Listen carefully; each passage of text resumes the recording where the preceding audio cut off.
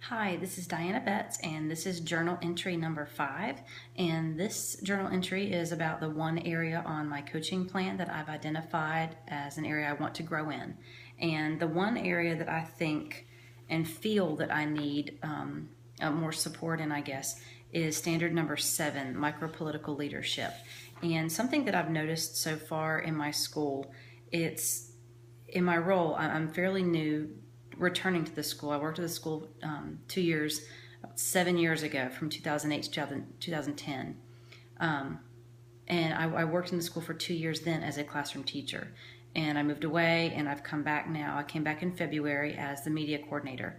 And coming back, of course, I have lots of familiar faces who know me and were glad to see me back. And then there's some new faces that don't know me and did not know me from before. And so me coming back into this role of media coordinator and also taking over from a person, the previous media coordinator really did not put herself out there in terms of a leadership role, which almost by definition and in my media coordinator standards says that I pretty much am very much an administrator, a leader in the school. And the previous media coordinator did not want that. She did not want to be seen in that light. And for me, also in this internship and in this role, I do want to step out into the leadership role and be viewed as an administrator to some of the staff members. And that has been my challenge, I guess, is getting staff to see me in the light of not only media coordinator, new media coordinator that wants to be seen as the administrator, but also doing an internship where I need to be seen as an administrator. So for me, micropolitical leadership, I guess, is my biggest area and the one area that I really want to kind of push. We have a very diverse staff, and I think a lot of problems arise in our staff, amongst our staff, because of the diversity. We've got a lot of new faces, a lot of very strong personalities. And my principal's actually said a couple of times he likes hiring strong people because strong people are good for kids, but strong people are also very difficult to manage. And we've learned that. He and I both have learned that through a couple of issues that have come up with one staff member in particular. And so I think I'm really learning from him right now how he is approaching something, a new problem that he's kind of found himself in the midst of. And I think that, being aware of staff members and aware of those staff members that do have stronger personalities, and I guess the term he's used is strong stakeholder. He's considered several staff members to be strong stakeholders, and he's made it very clear that when you have strong stakeholders on your staff, they truly need to be involved in your decision-making process and be a part of those important school decisions that are going to affect everybody. So that's kind of how I see myself needing to grow in that area for sure. But I also think my principal probably is learning to grow in that area as well. So the way that I'm going to approach trying to be viewed in this is to definitely be present on my school improvement team. And I've been on my school improvement team for a while, but when I came in February, my role, I guess, on the student school improvement team was kind of sitting back and listening and just taking in everything that was going on. This year, we have our first school improvement team meeting this next coming Wednesday. I want to be a presence on that team. I want to be involved in that team. I want to voice my concerns and opinions and in a neutral environment, which is the school improvement team. But I want to have a good voice in the direction the school is going. And I think that's a good way for me to try to push myself out there in this administrative role. I also am a part of what is a new team called the data team. I was chosen to be on that partially because I'm in the internship, but also because I'm a neutral person within the school who doesn't have a direct tie to academics. I don't teach an academic subject that is ultimately tested. Therefore, when I look at data, I really don't have a bias in any way. I'm not a classroom teacher, so I can't really, look at the data in that perspective. So I really want to demonstrate my leadership in that new team because that team will ultimately present to the staff, to the school improvement team, and I want to voice my concerns and my thoughts and my views for the school there as well. One of the practices that I saw listed was as easily accessible to teachers and staff. We are actually working on that right now so that I can be more accessible to teachers and staff. Up until this point, I had been teaching full-time, kindergarten through 5th grade, and the EC classes. And ultimately I've been teaching 7 classes a day. And as a media coordinator, I have so many responsibilities that was just not conducive enough to get me through all my responsibilities.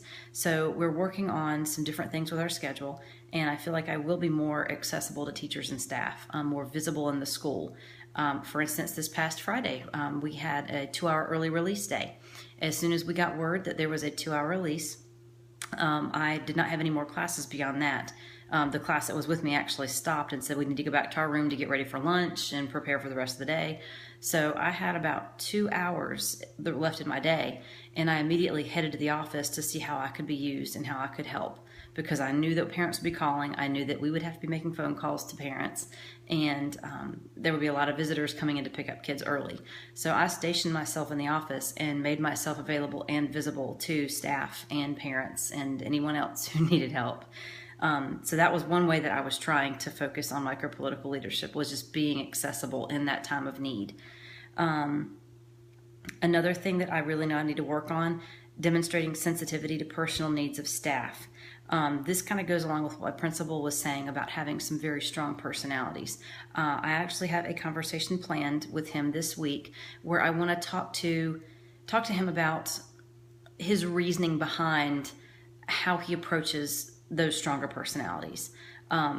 He's made it clear that there are stronger personalities in one grade level in particular, and I just want to get his take on how and why he approaches that strong personality in the manner that he does. In my mind, it doesn't make sense right now, but of course I'm not a principal and I have not been a principal, so he knows something that I don't know, and that's what I want to find out. So that is something that I definitely want to work on.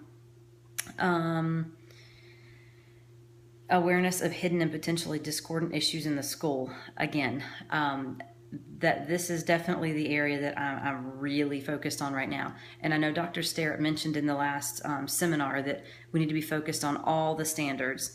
And, I think it's pretty good right now that I've really kind of singled out this standard 7 as being my area of growth. But of course, I do see myself needing to grow in other areas, just not quite as much. This problem kind of presented itself, and then I kind of fell into needing to bump up on this one. So that's basically how I plan to focus and how to work on this area, and I think that's going well. I think with a few more conversations with my principal, I think I will feel more comfortable about this in this area. A secondary area that I know I'm focusing on or wanting to focus on is human resources, and that may seem a little trivial, but honestly, I have never sat in on a teacher interview. I've been in teacher interviews. I've been in lots of different interviews, but I've never actually sat in on an interview with a teacher. I have been involved in some human resources issues. My principal has called me in when he needs to talk to a staff member about certain things. It was actually at the beginning of the year, and the staff member in question had several parents requesting their children leave her class. And so he kind of called me at the last minute and sat her down in front of us and said what he needed to say and why the kids were getting removed. And after it was over, he gave me the rundown, why it was, how he just handles that. And part of that was he knew who he was talking to. He knew he could talk to that teacher that way, that she would not be offended at all for me to sit in on that. So I am seeing a little bit of that side too.